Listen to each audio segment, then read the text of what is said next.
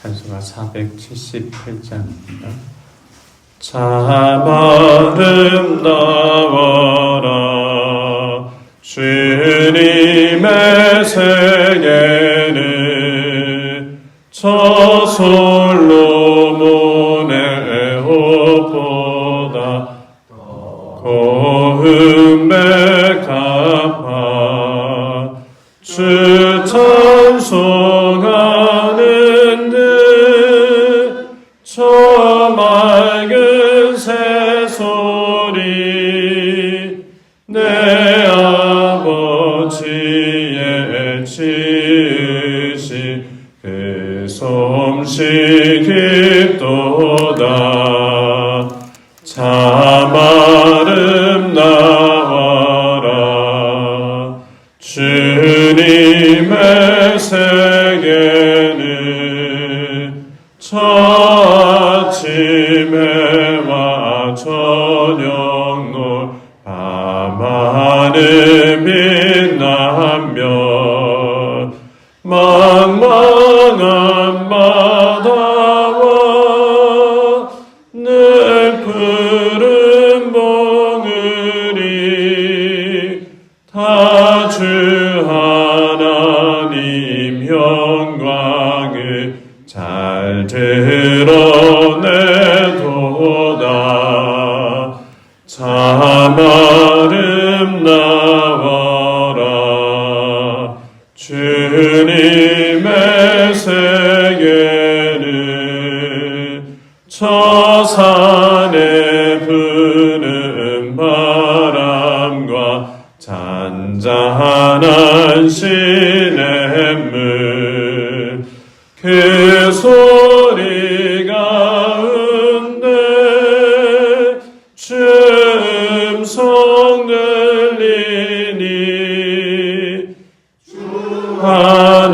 하나님의 큰 뜻을 날 듯하도다. 아멘. 482장 찬송하시겠습니다. 찬송가 482장입니다. 참 즐거운 노래를 높이 불러서 이 세상 사는 동안 주 찬양하겠네. 복 주실 산에 올라 멀리 바라보니 나 건너갈 조용강 뚜렷이 보이네.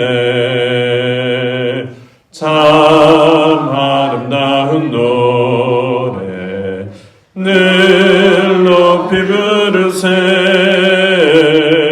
하늘의 소망 주신 주 찬양하여라. 참 아름다운 노래 다 함께 부르세. 하늘의 기쁨 주신 주 찬양하여라. 참 즐거운 노래를 높이 불러서 내 영혼 구원하신 주 찬양하겠네. 땅 위의 성도들이 부르는 노래에 저 하늘의 천사들 다 완합하겠네. 참 아름다운 노래 늘 높이 부르세. 하늘의 소망 주신 주 찬양하여라.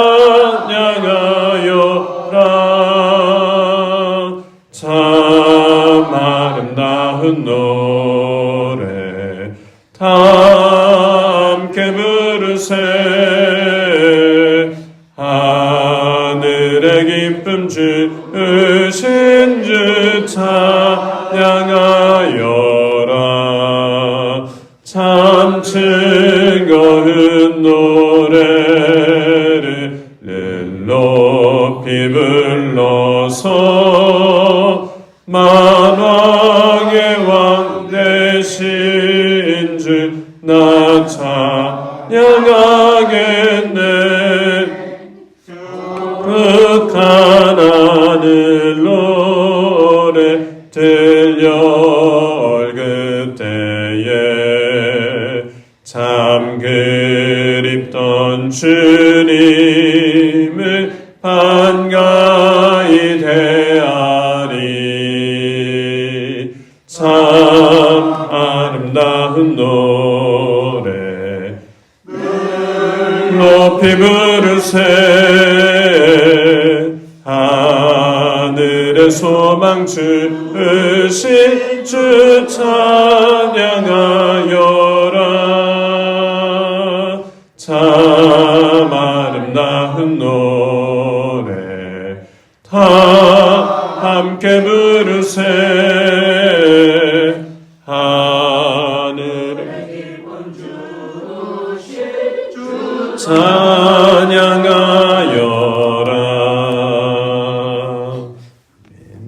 오늘 이 시간 우리에게 주신 하나님의 말씀은 요한복음 5장 1절에서 18절까지의 말씀입니다.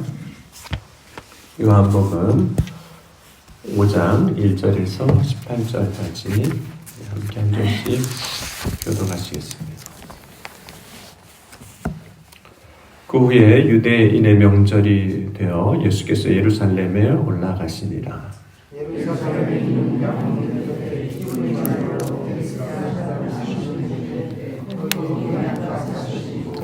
그 안에 많은 병자, 맹인, 다리 저는 사람, 혈기 마른 사람들이 누워 물의 움직임을 기다리니 이는 천사가 가끔 못에 내려와 물을 움직이게 하는데 움직이는 게 먼저 드러나지만 어떤 병에서 움직이지 않게 되더라. 거기 38해 된 병자가 있더라. 예수께서 그 눈물을 보시고 병이 벌써 오래된 줄 아시고 이르시되 네가 낫고자 하느냐. 병자가 대답하되 주여 물이 움직일 때에 나를 못에 넣어주는 사람이 없어 내가 가는 동안에 다른 사람이 먼저 내려가나이다. 예수께서 이르시되 일어나 네 자리를 들고 걸어가라 하시니 그 사람이 곧 나아서 자리를 들고 걸어가니라. 이날은 안식일이니 유대인들이 일어나는 사람이 이르되 안식일에 일어나 자리를 들고 가는 것이 좋지 아니하냐. 대답하되 나를 낫게 한 그가 자리를 들고 걸어가라 하더라 하니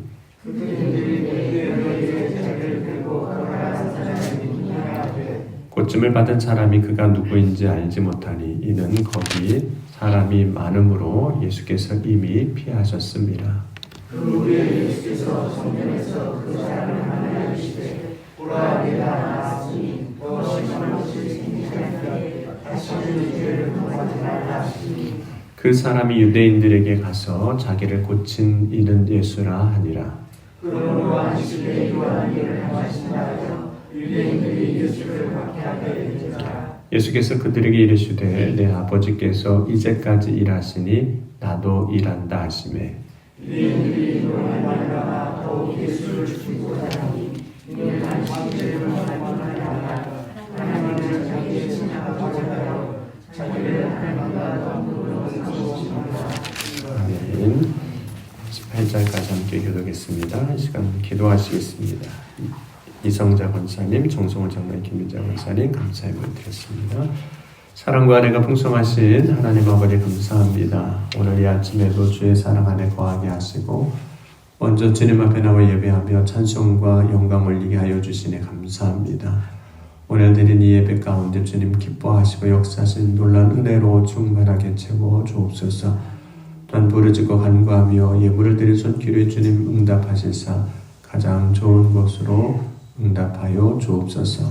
오늘도 주님을 바라고 소망할 때 하늘문을 여시고 각 사람 가운데 역사하실 때 오직 주의 성령으로 충만케 하여 주셔서 우리의 삶을 주님 예비하신 의의 길로 생명의 길로 나아갈 수 있도록 이끌어 주시옵소서.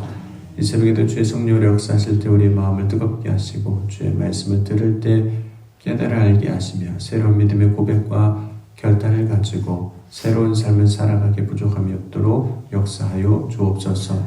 오늘도 바라고 소망함으로 주님 앞에 더 가까이 나갈 때 주께서 붙잡아 주시고 역사하여 주실 것을 믿사오며 사랑이 많으신 우리 주 예수 그리스도의 이름으로 감사하며 간절히 기도하옵나이다. 아멘. 오늘 예수님께서 유대인의 명절이 돼서 예루살렘에 이제 올라가시게 됩니다. 예수님께서 예루살렘에 올라가시는 것은 율법의 모든 유대인들은 유대인 남자들이죠. 1년에 3차례 그 유대인의 명절을 지키게 하셨기 때문입니다. 특별히 출애굽을 통해서 구원을 받은 하나님의 백성들이 반드시 지켜야 할 의무였습니다. 출애굽기 23장 17절에 보면 내 모든 남자는 매년 3번씩 주 여호와께 보일지니라. 또 출애굽기 34장 23절에도 너희 모든 남자는 매년 3번씩 주 여호와 이스라엘의 하나님 앞에 보일지니라. 하나님께서 이스라엘 백성들의 율법을 통해서 이렇게 의무를 주신 이유는 그들이 받은 하나님의 은혜를 잊지 않게 하기 위해서입니다. 그래서 적어도 3번은 하나님 앞에 나오라고 말씀하신 것이고 뿐만 아니라 이스라엘 백성들이 하나님에게서 멀어지지 않게 하기 위함입니다. 예수님이 이제 절기에 예루살렘에 올라가시게 됐는데 마침 그때 양문 곁 베데스다 그 못에 가시게 되셨습니다. 이곳에는 행각이 5 있었는데 그 안에는 각종 병에 걸린 사람들로 가득했습니다. 이곳에 병자들이 그렇게 많이 모였던 이유는 가끔 이 베데스다 못에 천사들이 내려와서 이제 물을 움직이게 하는데 이 물이 움직인 후에 먼저 들어간 사람은 어떤 병에 걸렸든지 다 나았기 때문입니다. 그렇기 때문에 그곳에 많은 사람들이 그 천사가 내려와서 물을 동하기를 기다리고 있었던 것입니다. 그리고 만약 물이 동하게 된다면 아마 그곳은 마치 전쟁터가 됐을 겁니다. 왜냐하면 누구나 먼저 들어가서 자신의 병이 낫기를 바라기 때문입니다. 결코 먼저 들어가려 하는 사람은 없을 겁니다. 평상시에도 아마도 물에 가까운 곳에 자리를 차지하려고 다툼이 일어났을 가능성이 높습니다.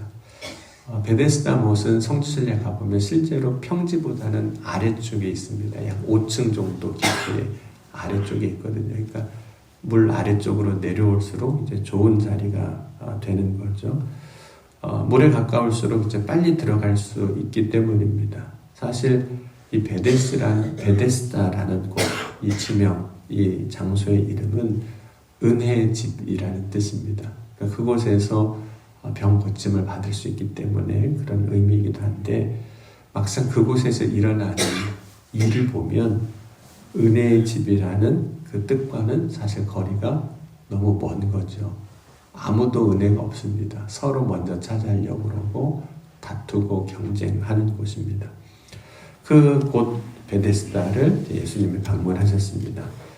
사실 예수님이 그곳에 특별히 가실 이유는 없으십니다. 왜냐하면 예수님이 지금 병에 걸려서 고침을 받아야 할 일도 없으시고 그런 이유가 전혀 없으신 거죠. 그럼에도 불구하고 그 환자들이 가득한 곳, 그곳을 이제 방문하시는 이유는 사실은 그 은혜의 집으로 불리는 그곳이 정말 은혜의 집이 되게 하기 위해서입니다. 장소는 그곳에 어떤 사람이 있느냐에 따라서 그곳의 의미가 달라집니다.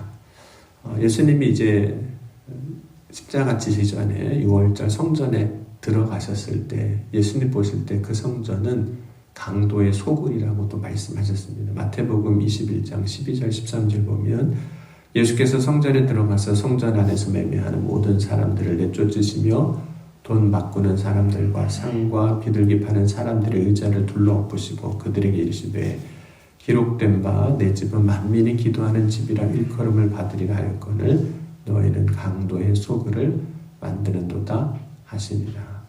그러니까 성전이라 할지라도 어떤 사람이 있느냐에 따라서 그곳은 강도의 소굴이 되기도 하고 그곳은 기도의 집이 되기도 하는 겁니다. 그럼 기도의 집이 되게 하는 방법이 뭐가 있을까요?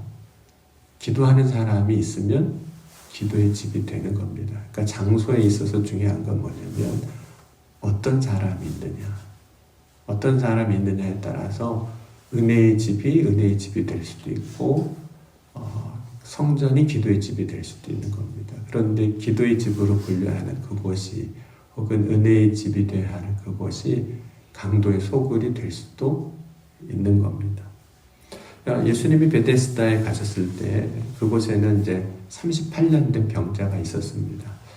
어떤 질병으로 인해서 38년 동안 고통을 받았는지는 잘 모르지만 이 사람은 아마도 인생의 많은 시간을 괴로움과 슬픔으로 살았을 겁니다.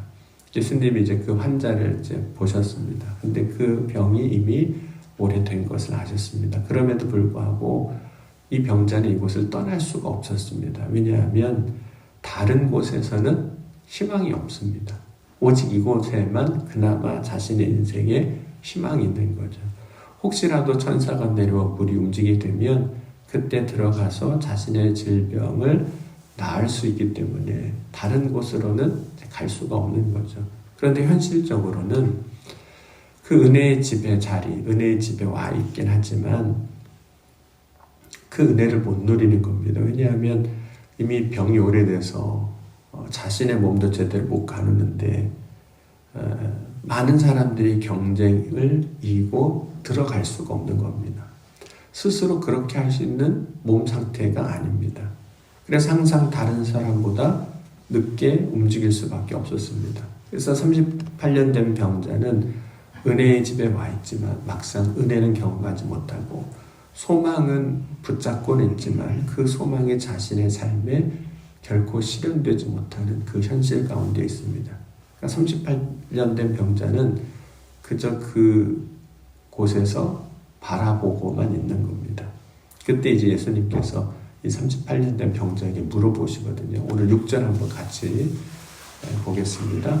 예수께서 그 누운 것을 보시고 병이 벌써 오래된 줄 아시고 이르시되 내가 낫고자 하느냐. 예수님께서 가끔 물어보실 때 보면 왜 물어보실까 싶을 때도 있습니다. 예수님께서 병자에게 물어보시는 게 내가 낫고자 하느냐 하시는 거였거든요. 병자가 당연히 낫고자 하는 거죠. 낫고자 하니까 여기 와 있는 겁니다. 소망이 없는 현실 속에서 여전히 소망을 붙잡고 있는가 물어보시는 거죠. 그때 38년 된 병자는 낫고 싶었지만 이런 이야기를 합니다. 나를 도와줄 사람이 하나도 없습니다. 이걸 한탄해요. 도와줄 사람이 없습니다. 근데 이렇게 말하는 것은 한편으로 자신의 문제를 다른 사람에게 돌리는 것이기도 해요. 그러니까 내가 지금 고침받지 못하고 있는 것, 이곳을 떠나지 못하고 있는 것은 나를 도와줄 사람이 없다는 겁니다. 그때 예수님께서 이렇게 다시 선포를 하셨습니다. 5장 8절도 한번 같이 읽겠습니다. 예수께서 이르시되 일어나 내 자리를 들고 걸어가라 하시니.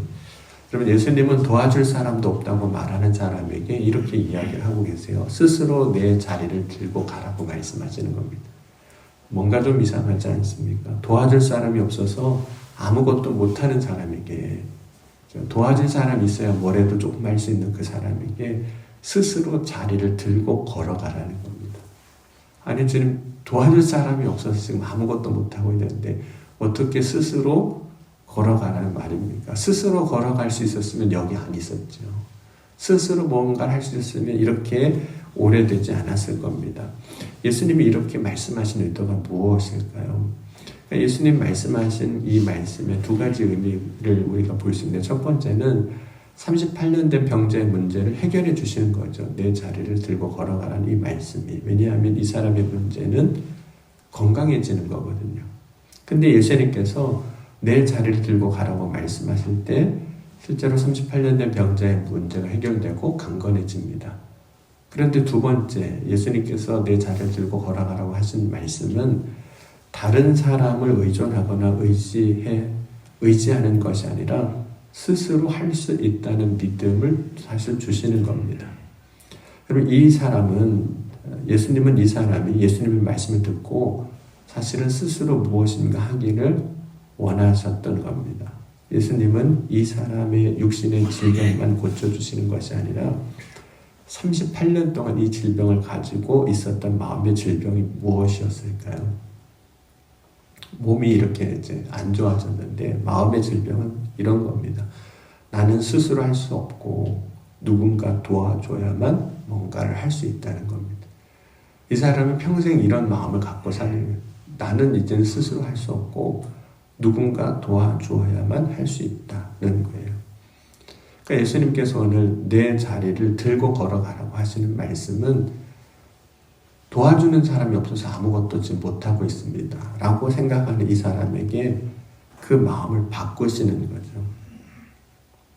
그러면 38년 된 병자는 예수님의 말씀을 곧 내 자리를 들고 걸어가는 그 말씀을 듣고 어땠을까요? 여전히 할 수 없습니다 라고 포기하는 것이 아니라 결국은 예수님이 주신 그 말씀에 힘입어 일어나 걸어갑니다. 우리 9절도 한번 다시 읽겠습니다. 그 사람이 곧 나아서 자리를 들고 걸어가니라. 이날은 안식일이니. 예수님은 38년 된 병자를 위해서 다른 아무것도 하시지 않으셨습니다. 다만 말씀만 하셨어요. 뭐 손을 내밀어서 붙잡아 주신 것도 없고 도와주신 것도 없고 그냥 그 자리에서 말씀만 하신 겁니다. 선포된 예수님의 말씀을 듣고 반응하는 것은 38년 된 병자 스스로의 결단인 거죠. 그러니까 예수님의 말씀을 의지하여 일어날 때 힘을 얻었고 걸을 때 그 병이 고침받는 역사를 이제 보는 겁니다. 오늘도 주님은 우리에게 말씀하시는 분입니다. 그때 우리는 어떻게도 반응할 수도 있습니다. 어떻게든 반응할 수 있어요. 먼저는 말씀을 듣고 주님 할 수 없습니다. 이렇게 반응할 수도 있어요. 그런데 그때 주님은 우리에게 할 수 없는 것을 말씀하시는 것이 아니라 할 수 있는 걸 말씀하시는 겁니다. 만약 우리로서 할 수 없다면 주님이 우리를 도와주실 겁니다. 그래서 능히 하게 하실 겁니다. 할 수 있는 걸 말씀하시는 거예요. 그러므로 우리가 해야 할 것은 분명하게 주님이 말씀하시는 것이라면 우리는 그 말씀에 늘 긍정적으로 반응해야 되는 거죠. 그때 이제 38년 된 병자에게 역사하신 주님의 그 은혜가 역사가 우리에게도 동일하게 일어나게 하여 주실 줄 믿습니다. 예수님이 38년 된 병자를 이제 고쳐 주셨습니다. 기쁜 일이거든요. 하지만 유대인들은 병 나은 사람에게 안식일에 하지 못할 일을 했다고 이제 고발하게 됩니다. 그러니까 자기의 자리를 들고 걸으라는 것은 안식일에 일하지 말라고 하신 율법을 어긴 겁니다. 그러므로 자리를 들고 걸으라고 한 사람이 누구인지를 묻게 되고 유대인들은 그 말을 한 예수님도 안식일을 어겼다고 고발하게 됩니다. 그래서 이제 유대인들이 예수님을 박해하게 되는 거죠. 그 이유는 자신들의 근간이었던 율법을 흔드는 사람, 율법을 어기게 만드는 사람이라고 예수님에 대해서 유대인들이 생각했기 때문입니다. 그런데 예수님께서 안식일에도 병자를 고쳐주신 이유가 있습니다. 그 이유는 하나님이 사람에게 안식일을 주신 근본 이유는 사람을 위해서 주신 겁니다. 유대인들이 가지게 된 율법주의는 사람을 위한 것이 아니었습니다. 오히려 율법주의로 인해서 안식일이 사람을 얽매는 것이 되어 있었습니다. 예수님은 오직 안식일에도 하나님의 뜻을 따라 일하셨습니다. 그 이유는 예수님이 하시는 그 일이 사람을 쉬게 하는 일이기 때문에 그 질병에서부터 고통에서부터 마음의 질병에서부터 안식을 누리는 것이기 때문입니다. 그리고 주님이 우리에게 일하시고 역사하실 때에는 결코 우리에게 짐을 주시지 않습니다. 짐을 주시는 분이 아닙니다. 주님은 언제나 우리에게 쉼을 주시는 분이고 안식을 주시는 분이고 평안을 주시는 분입니다. 오늘 이 시간 주님이 주시는 그 안식과 평안을 얻는 저와 여러분이 될 수 있기를 주의 이름으로 간절히 소원합니다. 주님이 말씀하신다면 그것은 우리에게 할 수 없는 것을 말씀하시는 것이 아니라 능히 할 수 있는 것을 말씀하시는 하나님입니다. 그 할 수 있는 것을 말씀하시는 그 주님의 말씀을 따라 오늘도 주님이 예배하신 그 은혜를 누리는 저와 여러분이 될 수 있기를 주임으로 간절히 축원합니다. 기도하시겠습니다. 지금도 살아계시고 역사하신 하나님, 오늘 이 아침에도 주님 바라고 소망하며 믿음으로 나아갑니다. 이 시간 바라고 구할 때 응답하시고 역사해 주셔서 오직 살아 역사하신 하나님의 영광만 보게 하여 주옵소서.